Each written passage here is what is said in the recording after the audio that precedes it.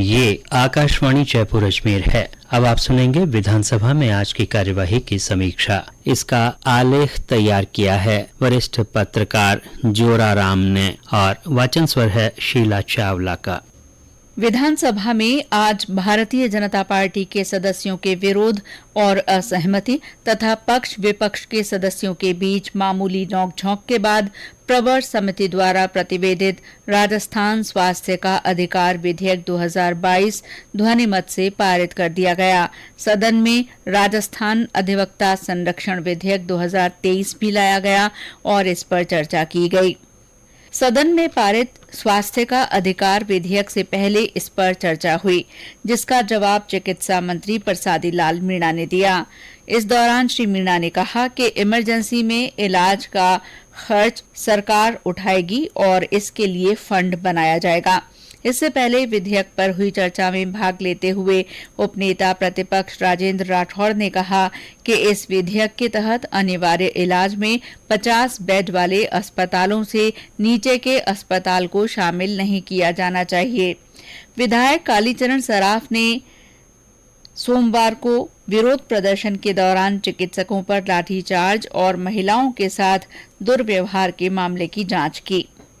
इससे पहले विधानसभा की कार्यवाही प्रश्नकाल के साथ शुरू हुई, जिसमें 21 विधायकों ने तारांकित प्रश्न रखे और इन सभी पर चर्चा हुई। हालांकि ये प्रश्न उठाने वाले करीब आधा दर्जन सदस्य विधानसभा में मौजूद नहीं थे, लेकिन उनके प्रश्न अन्य सदस्यों ने उठाए और संबंधित मंत्रियों ने उनका जवाब दिया। शून्यकाल में सदस्यों ने स्थगन प्रस्ताव के तहत अपने अपने विधानसभा क्षेत्रों और जनहित के मुद्दे उठाए, जिनमें अशोक लाहोटी, इंदिरा और अन्य विधायक शामिल थे। इस दौरान स्थगन प्रस्ताव के तहत जब विधानसभा अध्यक्ष डॉक्टर सीपी जोशी ने मार्क्सवादी कम्युनिस्ट पार्टी के विधायक गिरधारी लाल का नाम पुकारा, तो वे स्थगन प्रस्ताव के तहत बोलने की बजाय अपने विषय से हटकर बोलने लगे। तो अध्यक्ष ने कहा कि उन्हें स्वर्णकार बोर्ड से संबंधित विषय पर बोलना है, लेकिन विधायक ने कहा कि वे फसल खराबे पर बोलना चाह रहे थे और इसी बारे में लिख कर दिया हुआ है। इस पर अध्यक्ष ने कहा कि सदन में नियम से हटकर बोलने की अनुमति नहीं दी जा सकती। इस पर श्री गिरधारी लाल वेल में आकर बैठ गए। डॉक्टर जोशी ने उन्हें अपनी सीट पर जाने के लिए कहा, लेकिन वे नहीं माने। इसी दौरान माकपा के विधायक दल के नेता बलवान पूनिया ने श्री गिरधारी लाल को समझाने का प्रयास किया, लेकिन वे फिर भी नहीं माने। इस पर अध्यक्ष ने मार्शल बुलाकर उन्हें सदन से बाहर निकलवा दिया।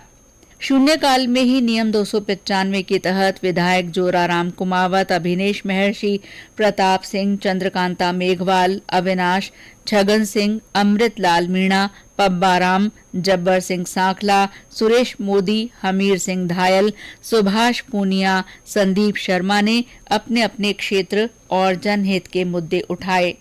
शून्यकाल में विधि मंत्री शांति धारीवाल ने कहा कि राजस्थान उच्च न्यायालय में एडमिशन की स्टेज पर लंबित पुराने प्रकरणों का निस्तारण नहीं होने और विशेष प्रकरणों में कानून के अंतर्गत निर्धारित अवधि में निर्णय नहीं होने के मामलों में तथ्यात्मक टिप्पणी प्राप्त करने के लिए राजस्थान उच्च न्यायालय से दोबारा आग्रह किया जाएगा।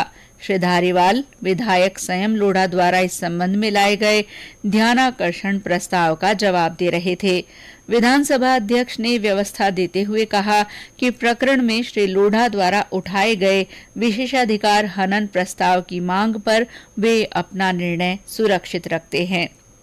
शून्यकाल में ही विधायक फूल सिंह मीणा ने उदयपुर ग्रामीण विधानसभा क्षेत्र की यूआईटी द्वारा कन्वर्ट प्रेमनगर कॉलोनी में पार्क की भूमि विकसित करने का ध्यानाकर्षण प्रस्ताव रखा। इसके जवाब में श्री धारीवाल ने कहा कि आगामी 31 मार्च को निविदा खोलकर पार्क की 4 दीवारी का काम करवा दिया जाएगा। इससे पहले प्रश्नकाल में आपदा प्रबंधन और सहायता मंत्री गोविंद राम मेघवाल ने कहा कि बाढ़ या सूखे से फसल में हुए खराबे की सहायता राशि का वितरण प्रभावित किसानों के बैंक खाते में सीधे किया जाता है।